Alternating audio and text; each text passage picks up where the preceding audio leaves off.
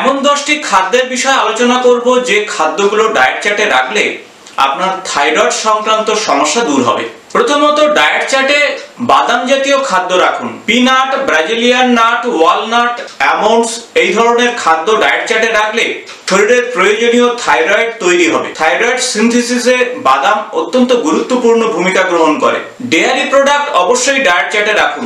Dairy product মানে দুধ, মাখন কিংবা চিজ বা পনির, এই সমস্ত খাদ্য ডায়েট চার্টে রাখতে ভুলবেন না। বাদাম জাতীয় খাদ্যের মধ্যে প্রচুর পরিমাণে সেলেনিয়াম থাকার জন্য থাইরয়েড উৎপাদন ঠিক থাকবে। সামুদ্রিক মাছ অবশ্যই রাখবেন, তাতে রয়েছে প্রচুর পরিমাণে ওমেগা 3 ফ্যাটি অ্যাসিড যা থাইরয়েড উৎপাদনে সাহায্য করবে। ডিমে প্রচুর পরিমাণে আয়োডিন রয়েছে, কোলিন রয়েছে, তাই ডায়েট চার্টে ডিম রাখতে ভুলবেন না।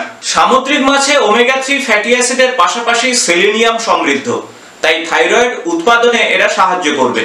দুধের মধ্যে যেমন ক্যালসিয়াম, প্রোটিন পাবেন, সেই সাথে ভিটামিন ডি পাবেন যা থাইরয়েড উৎপাদনে সাহায্য করবে। অ্যান্টিঅক্সিডেন্ট এবং ভিটামিনের সমৃদ্ধ বেরি ফল অবশ্যই ডায়েট চার্টে রাখুন। ব্লুবেরি, স্ট্রবেরি কিংবা রাসবেরির মতন ফল ডায়েট চার্টে রাখতে ভুলবেন না। বিনস এবং শিম জাতীয় খাদ্য অবশ্যই ডায়েট চার্টে রাখুন। প্রোটিনের চাহিদা তো পূরণ করবেই, পাশাপাশি থাইরয়েড উৎপাদনে সাহায্য করবে বিন এবং শিম জাতীয় খাদ্য।